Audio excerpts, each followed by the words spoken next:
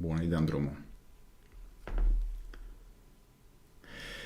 Dragii noștri prieteni, bună seara! Astăzi avem un invitat care locuiește și se hrănește cu natura, vine din natură, perpetuează natura și este un om care și-a desăvârșit foarte multe calități interioare pe care și noi, dacă vrem să avem o atitudine smerită și naturală față de viață, ar fi bine să mai urmăm niște fundamente pe care Gabriela Braniște o să ne le exemplifice din experiența pe care ea a strâns-o și din partea științifică, dar și din partea, evident, naturală a vieții organice pe pământ în acest live, în acest workshop pentru voi.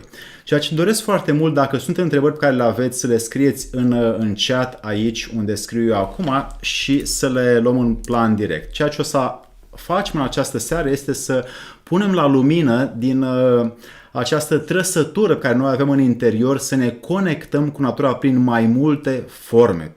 Și o să aflăm de ce această lume în care noi ne aflăm ajunge să arate din ce în ce mai bolnăvicios și să vedem din ce în ce mai puțini oameni sănătoși complet. Și împreună cu Gabriela Braniște o să încercăm să extragem din ceea ce se întâmplă să fie în noi naturalul bunului simț de a exista și de a trăi pe această planetă, cât de multe concepte și cât de multe experiențe are ea pe care ne le poate dezvălui pentru cei care sunt interesați să aibă o celulă sănătoasă, un țesut sănătos, un organ sănătos, un suflet sănătos și o relație cu divinitatea sănătoasă. Și din acest motiv, Gabriela, îți mulțumesc foarte mult pentru faptul că ești aici cu noi. Bună seara! Bună seara!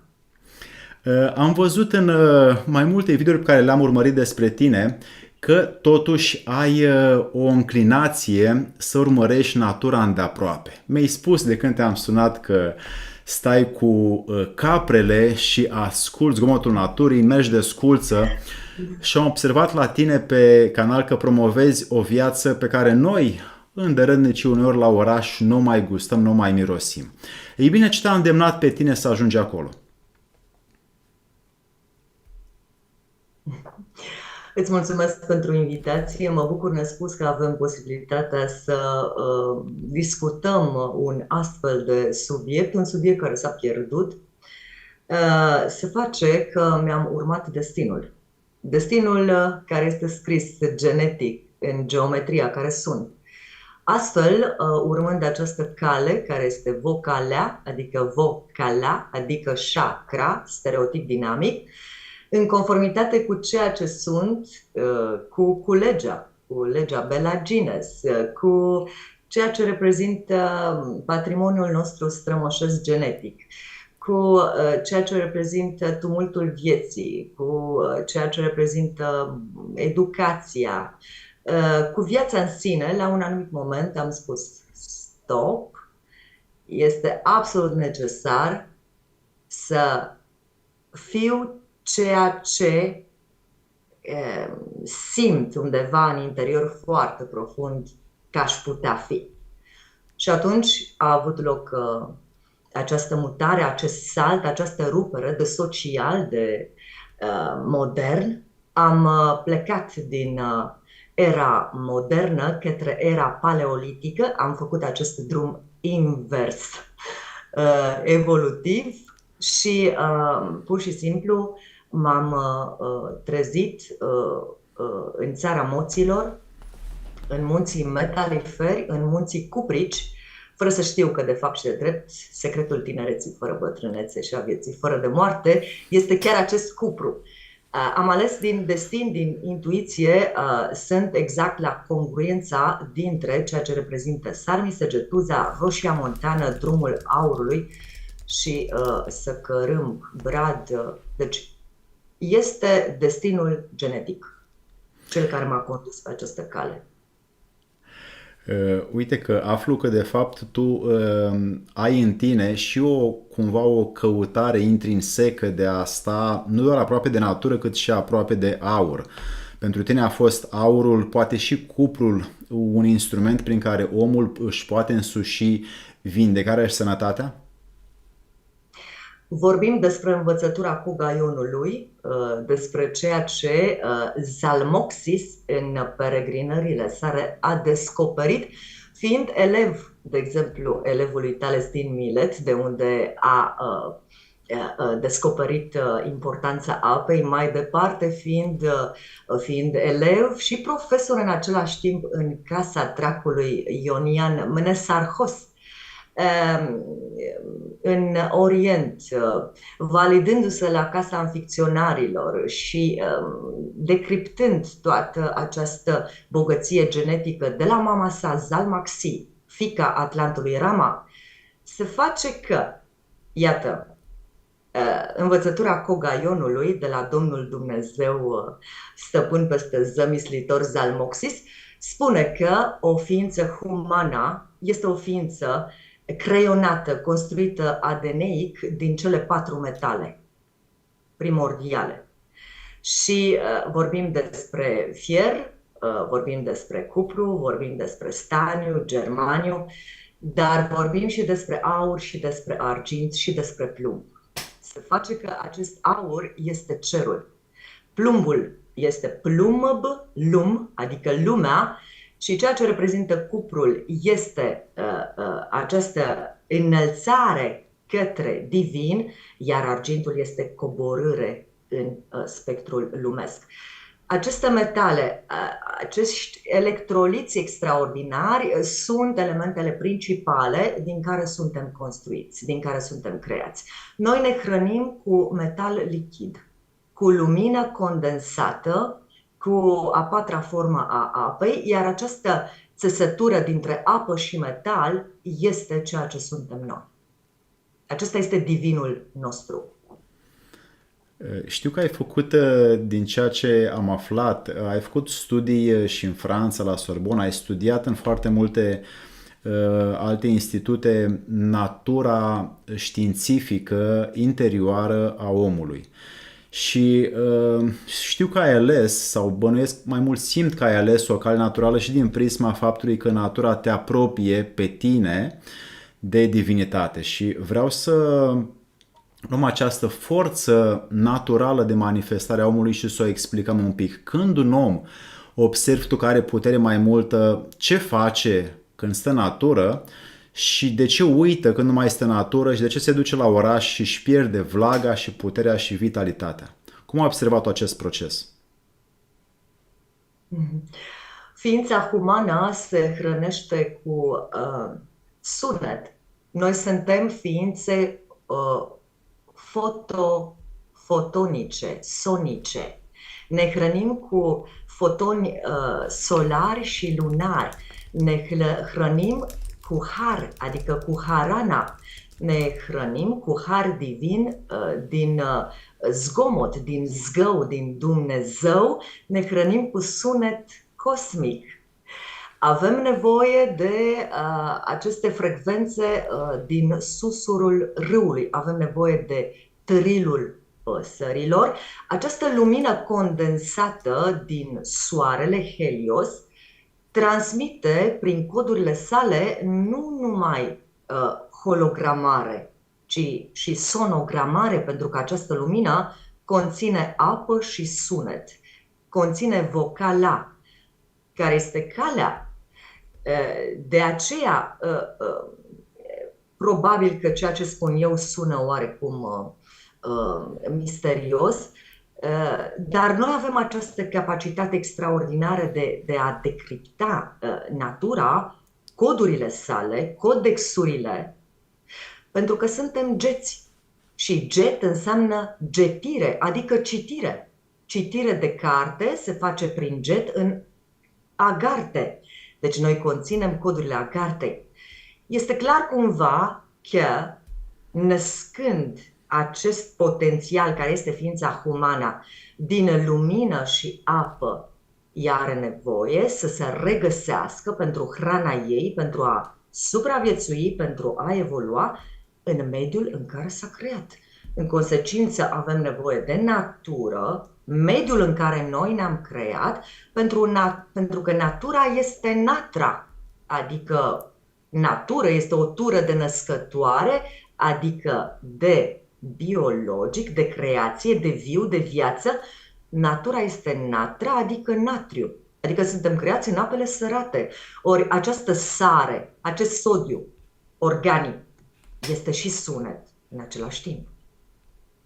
Noi respirăm toate aceste elemente, respirăm lumina, respirăm sarea, respirăm magneziul, respirăm cuprul. Suntem într-un construct geometrical de o complexitate fabuloasă.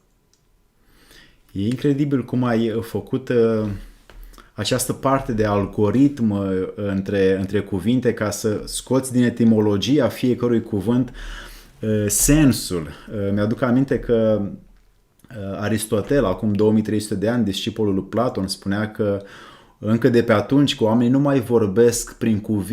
mai vorbesc prin înțelesuri de cuvinte, ei vorbesc doar prin cuvinte, observând încă de atunci că de fapt noi vorbim, dar sensul fiecărui cuvânt a fost încă de pe atunci schimbat sau alterat. Și uite că tu ai făcut o muncă foarte frumoasă căutând sensul din trecut al unui cuvânt care a venit pe cale, nu doar la foarte puțini oameni observ că se dau așa ceva și asemenea căutări ajung să fie răspunsuri foarte pertinente. Vreau să te întreb, pentru buna conduită a oamenilor care sunt și care vor vedea această emisiune, care ar fi pe scurt latura sau direcția pe care el ar putea să o aibă când se duce în natură și, de exemplu, iese de la job și are un weekend liber, sâmbătă, duminica, ce să facă în natură ca să se reconecteze cu el însuși, cu lumea eternă și cu posibilitățile pe care le are înăuntru? O ființă umană dispune de 321 de stereotipuri dinamice sau chakra. O parte dintre aceste stereotipuri dinamice se găsesc în talpa umană. Este învățătura pe care ne-au lăsat-o ființe superioare extraterra. Primul lucru pe care trebuie să-l facă un om pentru a se regăsi pe sine este conectarea cu Pământul. Și nu mă refer neapărat la împământare, ci pur și simplu mă refer în termeni stricți la ceea ce reprezintă mocirlirea, pentru că această împământare nu se realizează. Electronegativitatea nu va putea fi eliberată în absența apei. În consecință, apa și pământul, care este plamada, este pamaenta, este materia din care am fost zamisliți, va fi mediul prielnic. Acesta este, de fapt, pământul în care se așează să doarmă și să încolțească sămânța. Suntem creați din pamaenta, din apă și pământ și sunet. Deci primul lucru este mocirlirea. Nu vorbesc despre împământare în termeni moderni. Eu vorbesc despre pogorârea piciorului în apă, în nămol, în noroi. Astfel, stereotipurile dinamice din talpă vor fi activate. Apoi, pasul următor este hrana, harul, harana, cu codurile luminice. Aceste codexuri luminice din care am fost creați, pentru că am fost creați din apă, lumină și metal, sunt absolut necesare. Ele vor hrăni mitocondriile penetrând microbiomul dermal. În consecință, noi ne hrănim cu coduri luminice prin microbiom dermal. Deci pasul 2 este ieșirea la lumină. Aceasta este iluminarea de care se vorbește în spiritualitate. Cu cât stai mai mult în soare, cu atât te vei hrăni mai bun, mai bine, mai de calitate cu coduri fotonice. Duș solar, lumină, soare. Soarele Helios. Pasul 3 este ceea ce, bineînțeles, va fi șocant, este ceea ce reprezintă conectarea cu ceea ce este viu. Fie că vorbim despre un copac, fie că vorbim despre apa râului, fie că vorbim despre, știu eu, un fruct, ai nevoie să te hrănești cu aceste coduri, cu a patra formă a apei. Deci, împământare, mocirlire, duș fotonic și hrană vie. Extraordinar. Și atunci oamenii care ar putea să iasă într-un weekend la munte, să spun, ar putea să integreze ceva alimente pe care să le caute, poate la un brad, seară șina sau poate niște petale de la o floare să le integreze în meniul lor sau alte lucruri care sunt disponibile fără să trebuiască să meargă să cumpere de la nu știu mai cine? Ceva care se găsește mai ușor poate să consume omul și ce? Da, alimentul primordial este ciuperca, ciuperca cuprică. Bineînțeles, dacă ești sigur că ai o cunoaștere în acest sens. Ciuperca este o bombă de cupru, iar cuprul este tinerețe fără bătrânețe. El este cel care va lupta împotriva stresului oxidativ și va elimina excesul de fier din țesuturi. Hrana primordială este ciuperca. Pe același loc se află mărul. Mărul care este lumină condensată și reprezintă a patra formă a apei. Toate codurile, inclusiv ceea ce reprezintă energia planetei Neptun, se află în acel măr. Inclusiv ceea ce reprezintă energia planetei Turn, satul cu Turn, care este un Saturn, este un sat cu Turn. Neptun înseamnă argon, înseamnă napi. Dar toate aceste coduri care sunt, aparținătoare a ceea ce reprezintă Calea Lactee, sistemul nostru solar, se înscriu în mărul pe care tu îl consumi. Este momentul în care totul se transformă într-un basm, tu devii prâsla cel voinic și merele de aur. Pentru că argon, xenon, radon, fier, cupru, staniu, siliciu, zinc, germaniu, hecasiliciu, toate acestea sunt lumina, pentru că lumin înseamnă min ereu. Deci, metal, lumină, înseamnă același lucru. Aceasta este decodare tracogetodacă. Eu vorbesc din limba tracogetodacă. Deci, iată, aceasta este hrana primordială. Acum că ai spus de măr, el având acid malic, care este de fapt o componentă esențială a cercului Krebs, adică ciclul acidului citric, care se ocupă de energia constantă a celulei umane și fără de care nu se poate divide dacă acidul malic lipsește din celula umană. Și uite, de asta apreciez foarte mult că te referi la lucrurile simple pe care le putem consuma fără să fie nevoie să luăm lucruri pasteurizate sau rafinate din diverse magazine. Lucrul despre care vreau să te întreb acum, ai observat o schimbare în tine de când nu mai mănânci de la restaurante și shop-urile acestea care sunt la tot colțul, și care a fost schimbarea când ai început să consumi alimente dătătoare de viață înăuntru tău? Cum te-ai simțit? Ce decizie ai luat înăuntru? Ce memorie ai căpătat? Care a fost schimbarea? Am fost capabilă dintotdeauna de deșifrarea anumitor coduri. Însă, ceea ce s-a întâmplat cu adevărat cu mine din momentul în care am început să respect legea Bella Gines, adică legea lex lactis, laptele matern, hrana primordială a mitocondriei, laptele matern, laptele de capră viu. Din momentul acela s-a întâmplat cu adevărat ceva. Și anume, creierul a început să lucreze și undeva la 3-4 dimineața încep să decodezi cu adevărat ceea ce reprezintă acest matrix. De ce la ora aceea sau cum? Nu știu să ofer o explicație la această întrebare. Cert este că undeva cumva știu că dorm, dar în același timp creierul meu lucrează. Există o astfel de imagine ca reprezentare metaforică, oximoronică, în filmul Doctor Strange, când el doarme, dar corpul lui astral undeva pe scaun citește carte după carte, neobosit. Exact același lucru se întâmplă.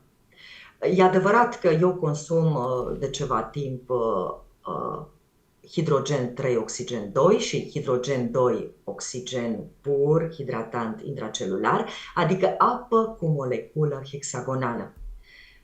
Cu adevărat, a fost momentul de declic. Ceva s-a întâmplat la nivel fizic. Din acel moment eu nu am avut nicio problemă de sănătate, nicio durere. Memoria, ceva s-a întâmplat cu memoria, un alt tip de memorie la care noi nu avem acces. Un alt tip de înțelegere, de deslușire a informației. Citești o frază, citesc o frază dintr-o carte, închid cartea și pot să continui acea frază, deși nu am citit cartea niciodată. Este adevărat că se întâmplă ceva și cu chipul și cu forma corpului, pentru că am urmat postul umed, singura formă de post care este cu adevărat reală, și s-a întâmplat ceva cu microbiomul, care este primul creier, a început digestia. Ori digestia este prima formă de inteligență, pentru că toate codurile care se regăsesc în hrana cu care noi ne alimentăm sunt preschimbate în materie cenușie, sunt preschimbate în potențiale. Deci, cumva, se întâmplă ceva la nivelul microbiomului și apoi se întâmplă ceva la nivelul glandei pineale. Aici începe adevărata călătorie. Ne întreabă Paula în live, de unde să luăm această apă? Cum o procurăm? Există mai multe tipuri de apă. Vorbim despre a patra formă a apei. Este un concept unic în România, un concept pe care eu l-am adus prin intermediul maestrului meu, Moșion. Eu sunt un produs marca Moșion. A patra formă a apei este conceptul descoperit de Moșion. Va fi descoperit și de cercetători un pic mai târziu, prin secolul 50 probabil. Ideea este că există mai multe tipuri de apă, hidrogen 3, oxigen 2, care este a patra formă a apei. Vorbim despre hidrogen 2, oxigen pur, hidratant intracelular, apă cu moleculă hexagonală și vorbim despre apa de ploaie, care este apă sterilă, acidă. Vorbim despre apa albastră și despre apa verde. Deci, vorbim despre hidrogen 2, oxigen, hidratant pur, intracelular, cu moleculă hexagonală, este apa topită, apa înghețată, eliberată în prima fază de deuteriu și în a doua fază de elementele anorganice, calcare.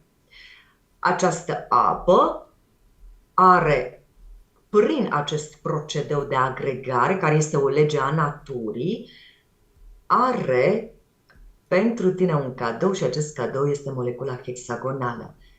Pentru că hidratarea, care este de un singur tip, intracelulară, nu se poate realiza prin structurile, prin porii hexagonali din care sunt compuse membranele celulare, nu pot penetra, nu pot circula decât structuri hexagonale. Totul este geometrie. În consecință, celula umană, organismele vii, biologos, adică biologice, viață, da? Organismele vii se hrănesc cu apă cu moleculă hexagonală. Ea se obține simplu prin înghețare și topire. Sau apa de ploaie care se consumă neauș. Cum beau eu de 1 an și jumătate. Da, știu. Fenomenal. Bun, adică eu am fost în foarte multe locuri în lume, dar n-am întâlnit o așa cunoaștere explicată științific a lucrurilor care sunt în natură și mai avem multe de vorbit. Dar te felicit pentru ceea ce ai strâns, adică pe parte științifică să poți explica procesele de natură, nu e ușor și nu e pentru oricine să poată săpa atât de adânc. Vreau să întreb că ai menționat la un moment dat de apa albastră, care am văzut că ai mai vorbit despre ea în unele emisiuni pe care tu le ai pe canalul tău de YouTube. Care este potențialul pe care el are?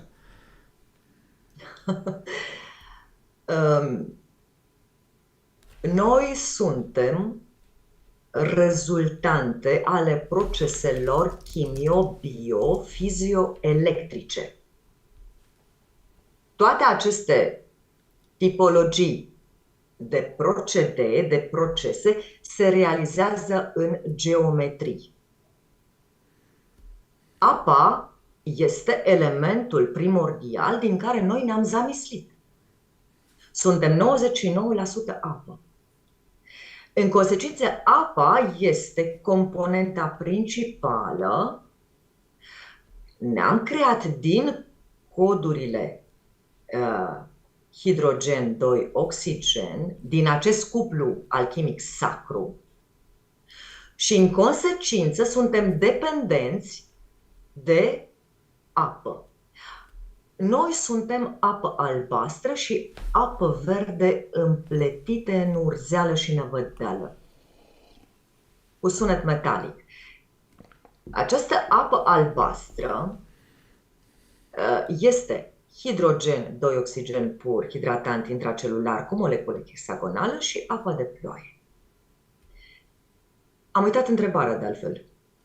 Deci te rog să repeți întrebarea. Apa albastră, care sunt specificațiile, beneficiile și efectele? Nu există proces în corpul uman care să se desfășoare în absența apei. Două exemple ofer. 1. Sucurile gastrice comportă o cantitate considerabilă de apă. Sucurile gastrice sunt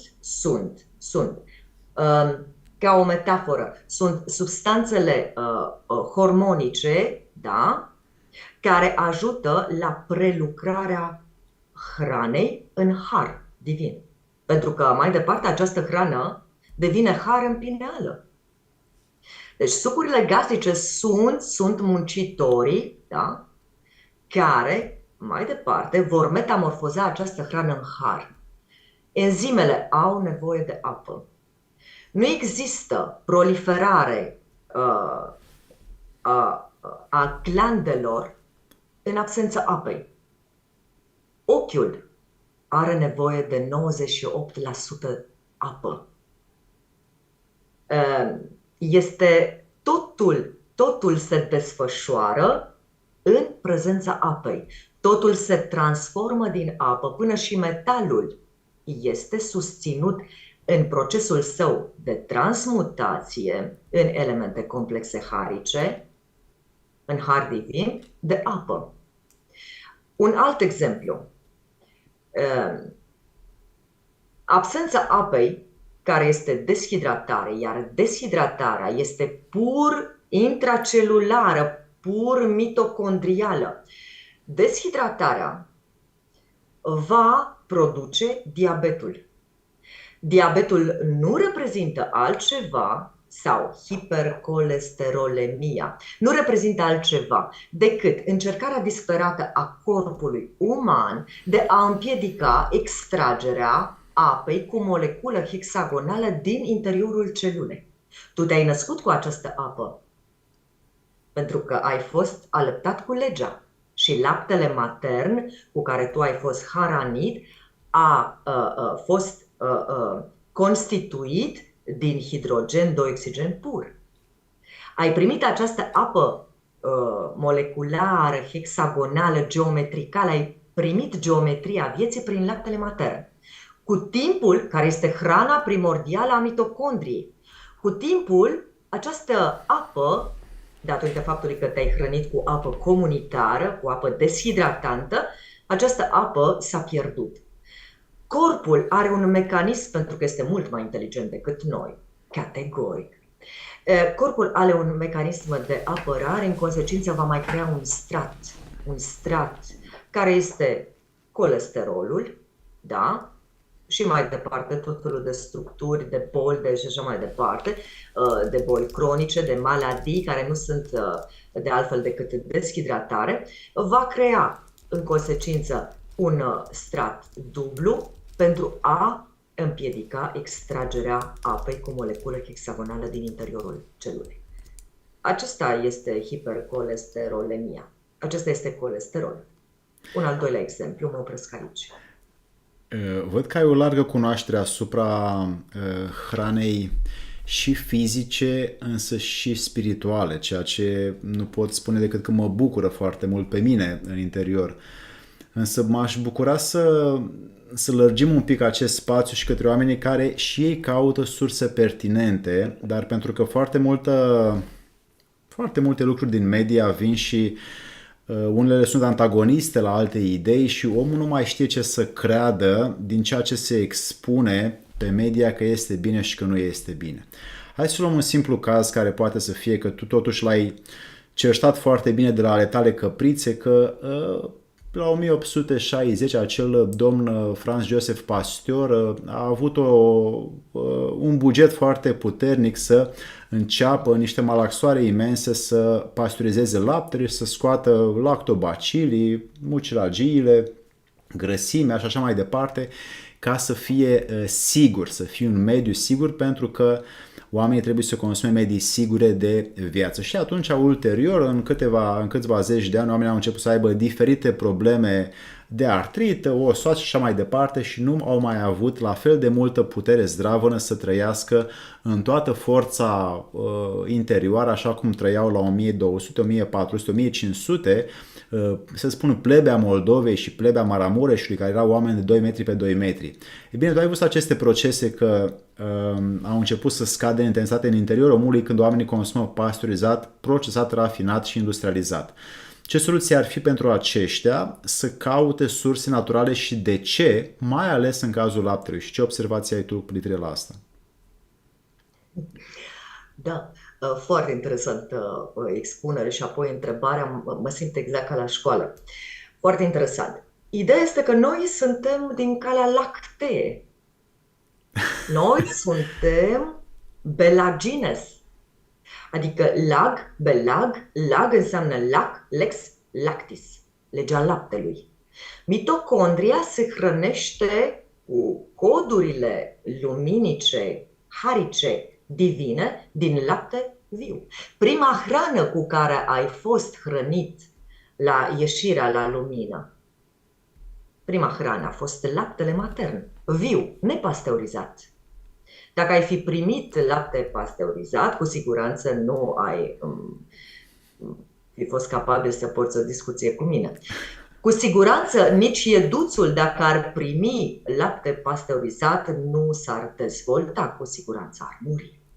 Este legea laptelui. Ce s-a întâmplat într-adevăr la momentul Pasteur-Béchamp, pentru că am avut posibilitatea să studiez cu Guylaine Langto, cu Irene Grandjean în Franța și într-adevăr am înțeles ce s-a întâmplat și am înțeles și rostul medicinei. Probabil că rostul medicinei va face prostul. Povestea este că noi avem nevoie de acești microbi pentru că avem microbiom. Microbiomul este marca inteligenței. Este primul creier, primul organism unicelular s-a creat prin intermediul acestui creier, care înseamnă ingurgitare, eliminare, digerare. Deci noi avem nevoie de microbiom. Avem nevoie de hrană vie.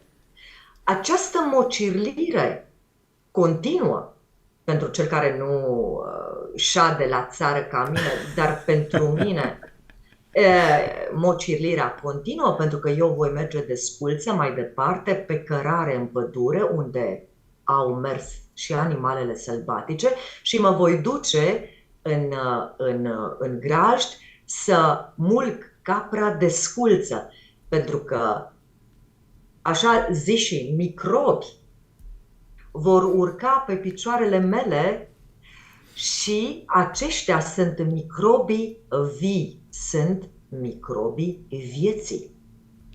Ceea ce s-a întâmplat într-adevăr odată cu Pasteur, Louis Pasteur, care bineînțeles a făcut o remarcă destul de înfricoșătoare pe patul de moarte, este că a distrus hrana pentru mitocondrie. Din acel moment, noi am devenit ființe letargice pentru că mitocondria transformă hrana în electricitate. Iar hrana ei primordială este laptele sau a patra formă a apei. Deci iată ce s-a întâmplat cu adevărat în acel moment, iar Antoine Béchamp, vorbind din studiile sale despre microzimă, a fost pur și simplu, și mai departe studiile au continuat în Franța, pentru că este un cercetător extrem, extrem de bine pregătit, care ne-a lăsat o bogăție absolut fantastică, Gaston Essence. Dar ceea ce s-a întâmplat în acel moment în medicină a fost, de fapt, adevărata noastră moarte. Atunci a început cu adevărat moartea pentru noi prin pasteurizarea hranei primordiale, a laptelui. Pe mine cel puțin mă îmbogățește foarte mult să văd cum aduci aceste lucruri care cumva sunt în mediul științific destul de alterat din cauza faptului că oamenii trebuie să fie azi foarte igienici și zeița Higeia cumva și-a pierdut acea autoritate și oamenii azi când sunt igienici tot timpul se spală de nu știu câte ori pe mâini după ce au pus mâna pe ceva, ei de fapt nu mai aduc niciun fel de anticorp care să funcționeze ca un străjer și să se refacă structura în mod activ și constant încât să putem face față la orice vine în corpul nostru ulterior. Și există această lipsă de antrenament constantă prin oamenii nu își mai antrenează deloc sistemul imunitar pentru că nu mai au niciun fel de bacterie sau microb și tot timpul vor trăi într-un mediu foarte sigur și neatins de niciun fel de bacterie sau virus și vor avea un sistem imunitar foarte, foarte scăzut. Și de asta foarte mult apreciez faptul că ai învățat lucrurile pertinente și reale și să știi că o să mai facem mai multe emisiuni în viitor despre lucrurile astea pentru că sunt, cum spuneam mai devreme, sunt lucruri antagoniste, chiar opuse la ideile care sunt în foarte multe mari sisteme de educație instituțională unde copilul este învățat încă de mic să se spele pe mâini față de orice ce pune el mâna, că nu cumva se iau un grămăjor, un micron de praf să nu cumva să aducă în corp, că se poate îmbolnăvi. Și asemenea inepții, evident că sunt globalizate și din ce în ce mai puternic oamenii le urmează fără să aibă o logică, fără să gândească. Vrei să adaugi ceva, te rog? Da, mulțumesc. Înseamnă că suntem în telepatie. Aș fi vrut să decriptez acest concept imunitate. Este mun. Este mu, care este Lemuria, dar este mun. Și eu în meditațiile mele vorbesc despre munții Mun. Munții Mun sunt munții metaliferi. Dar ceea ce vreau să surprind este că acest cuvânt mun, care înseamnă muncă, în același timp reprezintă codurile fotonice selenare, lunare. Imunitatea vine odată cu hrana fotonilor lunari. Însă ceea ce se întâmplă este Lemuria, mun, imunitate. Mu înseamnă urmașul învlăguit, cu trup învlăguit. Deci imunitatea este vlaga, adică sunt codurile care te însuflețesc, care îți dau energia vitală. Imunitatea nu reprezintă altceva decât hrana cu coduri lunare. Pentru că noi suntem aici hrăniți de soare și de lună. Noi ne hrănim cu planete. Ne hrănim cu Neptun, care înseamnă nap, adică argon. Deci este clar cumva că noi ne hrănim cu aceste influxuri energetice, cosmice. Mulțumesc. Scuze. Da. Pentru mine începe să prindă sens cărarea și calea ta și mă bucur înăuntru că ai multă demnitate și cunoaștere. Vreau să te întreb, în această lume în care stresul a devenit de fapt un mod de viață și nu ne imaginăm viața fără să facem ceva. Da? Suntem în continuu ca niște furnici care umblăm după una după alta ca să ne realizăm niște bunuri materiale care evident sunt efemere pentru cine le vede ca atare. Acest stres îmbolnăvește dinăuntru funcția de, adică un stres continuu, că uneori el deservește omului, dar alteori îl îmbolnăvește pe omul. Cum vezi tu capacitatea unui om sau ce poate face ca să-și o desăvârșească, ca să treacă prin lume și să gestioneze stresul mai bine? Există un singur tip de stres. Stresul oxidativ. Este entropie genetică, în esență.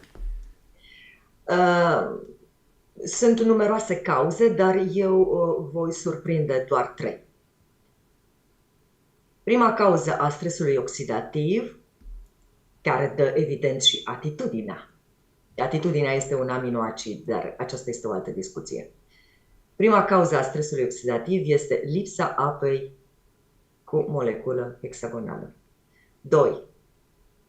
Excreția deficitară antipaleoregească. Pentru că noi ne-am creat evolutiv în paleolitic. Ori în paleolitic nu aveam parte de tron. Noi defecăm dintr-o poziție care ne aduce moartea. Deșeurile vor fi rebarbotate și vor îmbogăți sângele. Același sânge care irigă ochiul și glanda pineală. Apropo de deschiderea celui de-al 3-lea ochi, nu este posibil. Constipația este boala numărul 1. Bineînțeles, alături de excreția deficitară, antipaleoregească, numărul 3 este alimentația moartă. Noi nu am înțeles că ne-am zamislit din viu și că ne hrănim cu coduri genetice vii. Suntem organisme vii, suntem ființe vii, divine. Eu mă hrănesc cu șirul Fibonacci, mă hrănesc cu 6 care se privește în oglindă nouă, mă hrănesc cu hologramare informațională, mă hrănesc cu tot ceea ce vine din sistemul solar. Este viu. Sistemul solar este eter. Deci mă hrănesc cu eter pentru că apa este 2 molecule de hidrogen și o moleculă de oxigen. Deci din 2 gaze, din eter, din cosmos, de nicăieri, care sunt nimic, da? Se creează materie. Și eu mă hrănesc. Eu sunt din eter, terra. Deci iată, aceste elemente sunt cauza principală a stresului oxidativ. Există o singură boală și această boală este denumită entropie genetică. Eroare de transcriere a codurilor din ARN în ADN. Pentru că apa cu moleculă hexagonală, pură, sterilă, este capul de citire. Noi suntem a acestui hard disk impresionant care suntem. Noi suntem ființe divine, suntem computere cuantice care se hrănesc cu cristal lichid. Deci, când eu consum această apă, eu consum geometria acestui construct. Iar această apă cu moleculă hexagonală este factorul primordial care menține forma, adică menține moleculele legate. Asta înseamnă formă. Deci trup, când spui trup, înseamnă o formă, o arhitectură, o construcție, o geometricală, această construcție extraordinară care ești tu, are la bază un element care menține legătura particulelor din care ești creat. Aceste particule sunt în continuă mișcare, dar între ele există o legătură coerentă, o sinergie extraordinară. între particulele care construiesc ochiul tău, țesutul tău și gândul tău, substanța gând. Deci, iată, apa este cea care leagă toate aceste elemente, care este eter, pur eter, adică Dumnezeu, divin. Gabriela, și acele particule, acei microni de plastic pe care un om îi ingerează din orice sticlă de plastic care ar trebui să susțină apa aia sfântă care vine de la munte, și sticla aia de plastic stă 6 luni, 12 luni într-un hambar și acei microni invadează și intoxică acea plantă, acea apă. Omul ce mai e de acolo de fapt? În învățătura cu Gaionului, Zalmoxis ne vorbește despre cele 4 tipuri de eu. Eul fier, eul siliciu, eul staniu, eul germaniu. Eul siliciu este eul informațional, memoria universală. Este clar că acea particulă de plastic va crea în mine un alt tip de eu. Deci eu voi fi altcineva. Aceasta este entropia genetică. Eu voi fi altcineva, bineînțeles, voi da rateuri. Este clar cumva că această copiere a datelor din structurile genomice va comporta erori. Pentru că acolo există un element în plus care este acel plastic. Ori împletitura, urzeala care va crea copierea va fi eronată, va fi un model diferit. Deci ești altcineva. Cine suntem noi de fapt? Cine sunt toți acești oameni care consumă aceste produse modificate genetic? Aceasta este întrebarea. Și ce a mai rămas bun din ei?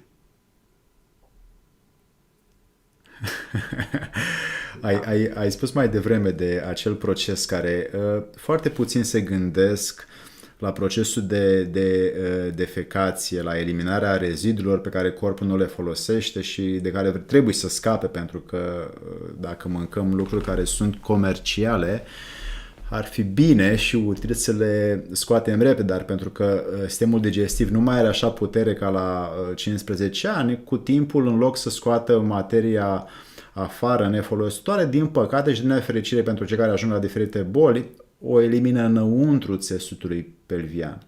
Și atunci apar diverse afecțiuni pe care omul nu știe de unde, că parcă n-aveam nimic, dar deodată mă simt, nu mai pot să dorm bine, nu mai pot să gândesc bine, nu mai pot să memorez bine, nu mai pot să trăiesc bine. Ei bine, ai spus evident de acel wc turcesc care în natură se întâmplă să fie peste tot, dar acele water closet-uri pe care noi le avem la apartamente, din păcate, exact cum ai spus tu, și mulțumim pentru aceste lucruri, oamenii nu mai elimină ceea ce ar trebui să elimine și conținutul se distruge înăuntru și provoacă circa 80% din bolile pe care noi le cunoaștem astăzi. Care ar fi procesul de curățare, de defecație mai util și ce alte substanțe sau alimente sau lichide pot să ajute să fie așa un fel de flux natural și să eliminăm ceea ce corpul nu mai folosește? În primul rând, cerealele au creat un dezechilibru colosal. În primul rând, prin cantitatea enormă de morfină care a distrus peristaltismul și, în al doilea rând, prin acidul fitic, care, bineînțeles, a interferat cu absorpția mineralelor și cu prelucrarea grăsimilor. Din acest moment, conștientizăm că după pasteurizare, hrana cu cereale este a doua moarte. Există într-adevăr, pentru cei care mănâncă neviu, defecație primară, secundară și terțiară. Este un procedeu care va conduce la eliminarea întregii cantități de deșeuri existentă în intestin. Bineînțeles că acesta este un procedeu care necesită explicațiuni complexe. În al doilea rând, hrana pre- și probiotică.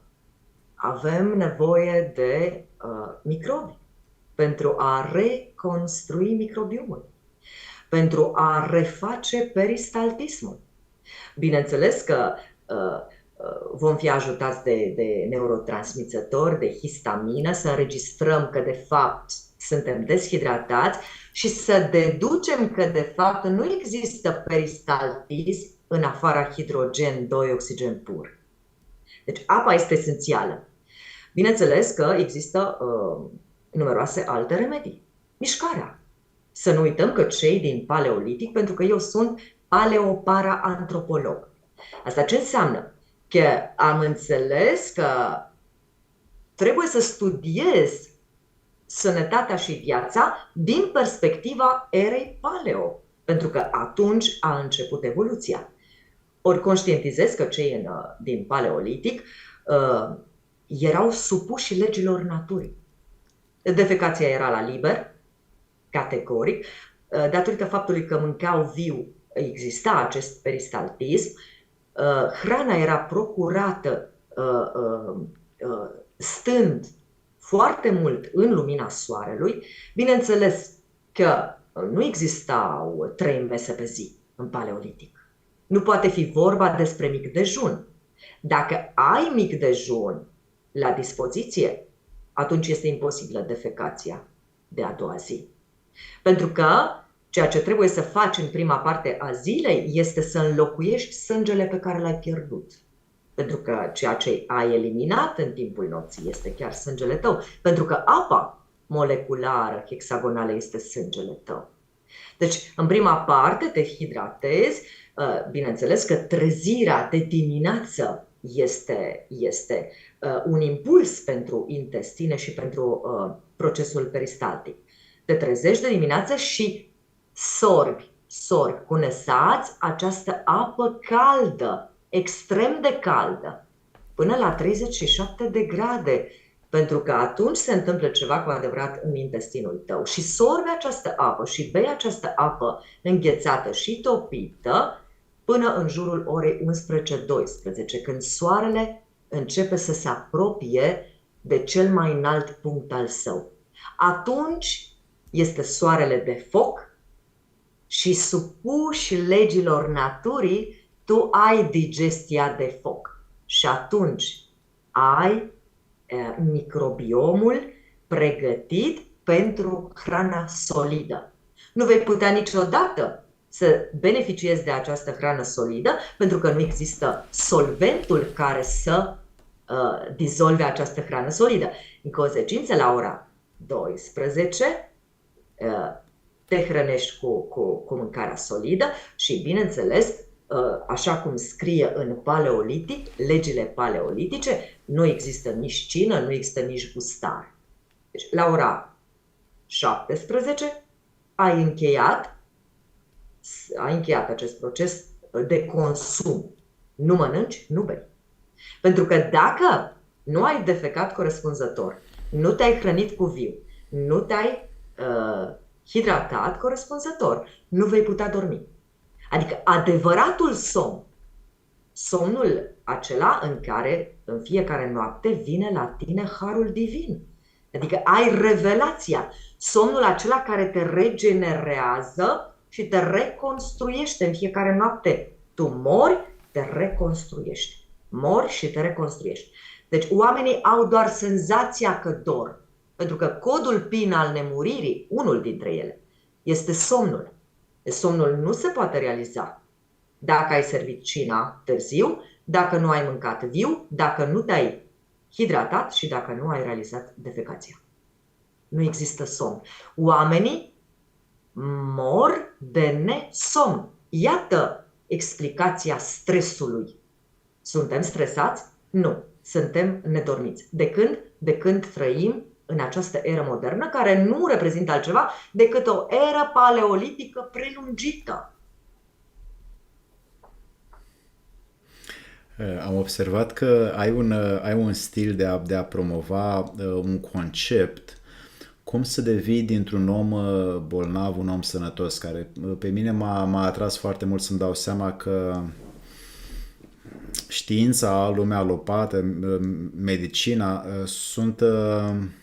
acoperă sau astupă simptomele foarte repede. E o durere de cap, ia o pastilă, îți trece.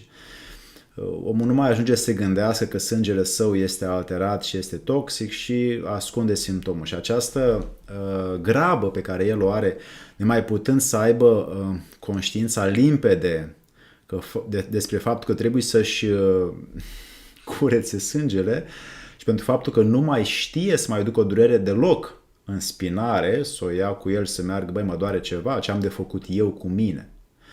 Și atunci, pentru că s-au obișnuit să apeleze la aceste măsuri foarte grăbite, care doar îi ascund simptomul, el sperând sau crezând că s-a rezolvat problema, nu face decât să se mintă, să se mintă, să se mintă, până când îl vedem că e la 2 metri sub pământ. Ei bine, care sunt pentru tine preceptele fundamentale ale a deveni sau a redeveni, pentru să zic un om așa care urmărește ceea ce facem noi între 30 și 60 de ani, pentru a redeveni un om viu și un om sănătos și un om puternic? După ce precepte ar putea să se ia? Ființele umane moderne trăiesc deconectate de pământ cu celula în derivă. Este imperios necesar ca ființa umană modernă să conștientizeze că legătura sa cu pământul este esențială pentru viața și sănătatea sa. Ființa umană modernă este în acest moment la un punct de colaps, pentru că eroarea genetică este într-atât de profundă, încât vor necesita generații pentru reconstrucția codurilor humana originale. Eu sunt, în familia mea cel puțin, prima generație care care întorc acest destin, această cale la origini, pentru că am conștientizat că există această șansă și că ea este unică. Dacă ființele umane vor înțelege de aici înainte că există această cale unică și vor începe din ce în ce mai mult să se apropie de natură și să decripteze legile naturii și nu cai vers pe pereți de la spiritualitate, care lucrează cu crearea realității. Nu ai cum să crezi o realitate, pentru că nu ai materialul genetic necesar, nu ai structurile stereotipale dinamice necesare, nu ai substanța gând necesară, pentru că nu are din ce să se creeze. Deci întoarcerea la natură este calea unică. Bineînțeles că ceea ce afirm eu în acest moment, și mă voi opri aici, nu sună foarte bine pentru cei care sunt în acest moment creați, crescuți, trăiesc, supraviețuiesc, își câștigă existența în lumea modernă, în lumea orașelor. Dar se vor crea două tipuri de ființe. Ființele modificate și ființele care mai păstrează codurile originale. Ai văzut cu siguranță că în natură, când privești un animal sălbatic, pentru că nu are, zic, civilizarea în el și nu are programe care să-i schimbe ființa, privirea lui este foarte puternică, este foarte directă și e foarte incisivă, dacă pot spune. Ei bine, la noi, între oameni, mai rar avem contact vizual și mai greu putem să pătrundem unii în ceilalți când ne ascultăm, când vorbim, când suntem unii lângă ceilalți. Ei bine, care e pentru tine sensul acestor lucruri când, de exemplu, ai văzut și animale care sunt în zona ta, efectiv, poți relaționa cu ele când te privesc. Evident, poate o asemănare un pic pentru noi oameni din societate ca fiind denaturată. Dar eu însumi, cum și tu însă ți-ai văzut animale care efectiv se conectează cu tine prin privirea aceea puternică. Eu am văzut și animale sălbatice în Serengeti și în alte stepe ale lumii, unde efectiv am rămas înghețat înăuntru de puterea privirii, de statornicie, de cât de zdravână era telepatic informația care o transmitea. Cum se poate întâmpla asta? Noi suntem în ceea ce știința despre suflet și trup de la Traco Getto Daci numește istoria care este, dar nu cea care trebuie să fie. Normalitatea care este, dar nu cea care trebuie să fie. Normal ar fi ca noi să fim telepați, să avem clar vedere, clar audiție, clar palpare, să avem capacități de teleportare. Aceasta este cu adevărat normalitatea pe care noi, din nefericire, am pierdut-o. În acest moment, ființa umană, așa cum spune legea moșionică, este într-o ceață pe creier. Ființa umană are probleme din ce în ce mai mari, comportamentale, atitudinale, psihologice. Ființa umană are nevoie de 22 de aminoacizi care participă împreună la crearea sa atitudinală. Avem nevoie, în primul rând, de tiamină, este esența vieții, valină, izoleucină, cisteină. Avem nevoie de aminoacizi, prolina. Avem nevoie de aminoacizi pentru a crea această urzeală și nevădeală care este atitudinea și caracterul uman. Am pierdut caracterul uman, am pierdut umanitatea. Cumva ceva s-a interpus în această copiere genomic-informațională și noi astăzi suntem efectiv produse eronate. Din toate punctele de vedere ne-am pierdut capacitatea creatoare. Ne-am pierdut deciziile, capacitatea de decizie, ne-am pierdut voința, ne-am pierdut vocea, probabil că de aceea și imnul nostru este Deșteaptă-te, române. Dintr-un somn al rațiunii. Se pare că drumul nostru invers este în acest moment, de cel puțin 30 de ani, de când suntem într-o altă eră, într-un alt trend, cel al spiritualității. Nu vorbesc despre spiritualitatea în adevăratul sens al cuvântului, ci vorbesc despre o chestiune care conduce omul în nonsens. Doar îl hrănește cu iluzie. Pentru că una este să înțelegi, de exemplu, ce spune Vasile Valentin sau să înțelegi ce spune Paracelsus, să înțelegi cuplul alchimic sacru divin dintre molecula de hidrogen și molecula de oxigen. Una este să înțelegi ce înseamnă această umezire, una este să înțelegi că totul este sare, sulf și cum se creează geometria divină din ele. Deci, una este să înțelegi asta din punct de vedere spagiric și alta este să o pui în vorbe frumoase. Eu sunt iubire infinită. Da, spune ce este infinitul. Tu explică-mi conceptul de infinit și apoi explică-mi ce înseamnă etern, dacă nu știi ce înseamnă etern. Deci, aici este ceva s-a întâmplat, este o eroare de transcriere a datelor. Iar această eroare de transcriere a datelor este explicată excepțional în cheia 50 din cheile genelor scrisă de Richard Rudd. Pentru că în cheia 50 face parte din inelul iluminaților și ființa umană a momentului dorește iluminarea.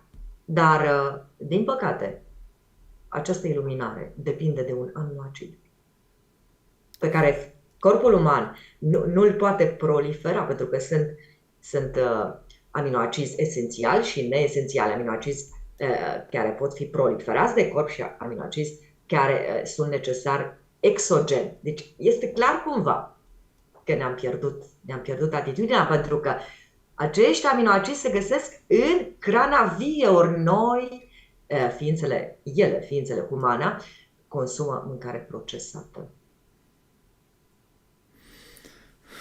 Dar trebuie să simtă că dau și ei banii pe ceva, Gabriela.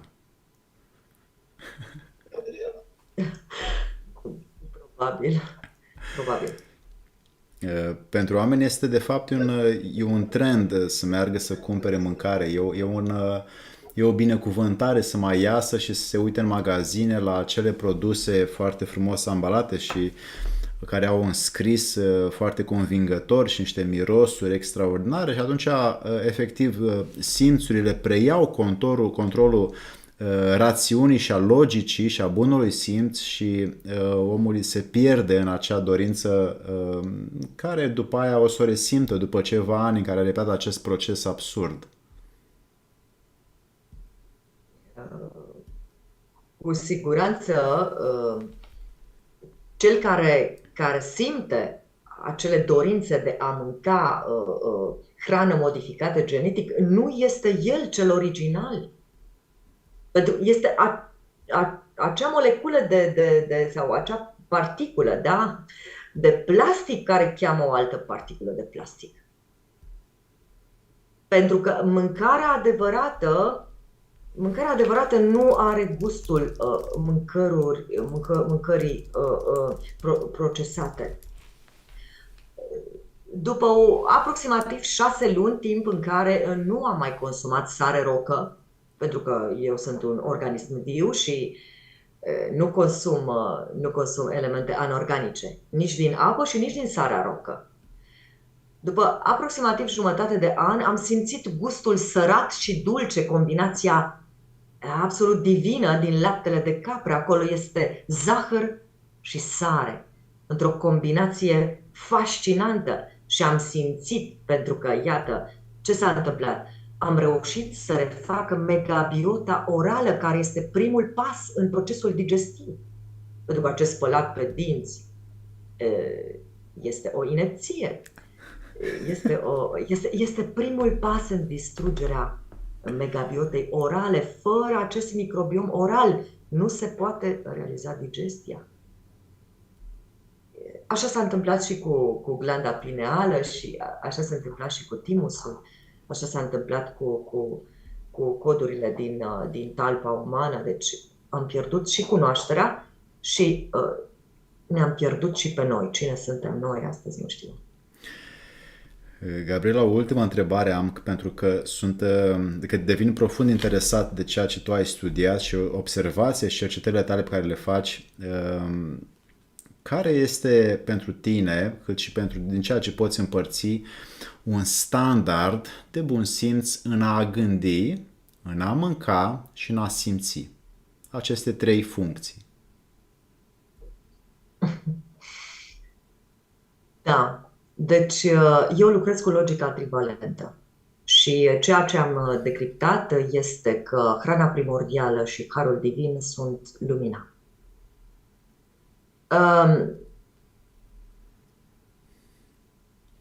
Scopul, pentru că vorbim despre o atitudine umană, scopul este demanipularea. Scopul este ca fiecare ființă să dețină o informație aplicabilă, practică, gratuită, cu rezultate sigure. Și care era al 3-lea element? Deci gândirea, simțirea și hrana fizică. Bun. Gândirea, simțirea și hrana înseamnă același lucru. Totul este același lucru în sine. Vom ajunge prin ajungere, de fapt prin acumulare. Vom ajunge să atingem această înțelegere care vine din creația celui de-al 5-lea creier, și anume că totul este același lucru în sine, la un anumit nivel de conștiință. De exemplu, codurile luminice devin memorie doar în apă. Și această apă este provenită din cer, adică din bolta cerească, care este o baltă. Este balta divină. Deci, toată memoria, tot ceea ce reprezintă memorie evolutivă, toate programele vieții sunt codate în apa de ploaie.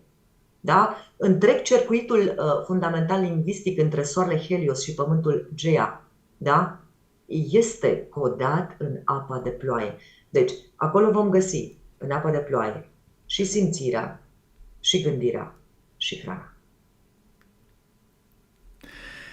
Gabriela, îți mulțumim foarte mult pentru resursele pe care tu ne le-ai dăruit, pentru energia ta și pentru cunoașterea ta și o să ne mai ne vedem în acest gen de emisiuni pentru că văd că există foarte multe lucruri pe care tu le-ai strâns și ar fi util să le punem într-o temă simplă pentru cei care vor lucruri simple și nu vor lucruri împopoțănate cu mirosuri și cu artificii doar ca să mai primească niște aplauze. Așadar, recunoștința mea este mare pentru ceea ce muncești tu cu tine și pentru ceea ce ai strâns și muncești pentru oameni, așa că te rog frumos, continuă să faci ceea ce faci, că faci bine și mergi pe acest drum al naturalului, pentru că promovezi o viață organică extrem de binecuvântătoare, de ieftină, pentru că această lume care tu trăiești nu necesită să strângi milioane pentru care să-ți vinzi timpul, energia și viața. Și din acest motiv aprecierea mea pentru tine, că îți dai seama de aceste lucruri în timpul existenței tale acum aici pe pământ, este mare. Și de asta bravo pentru ceea ce faci și o să ne mai vedem pe aici. Mulțumim foarte mult! Mulțumesc și eu! La revedere, prieteni!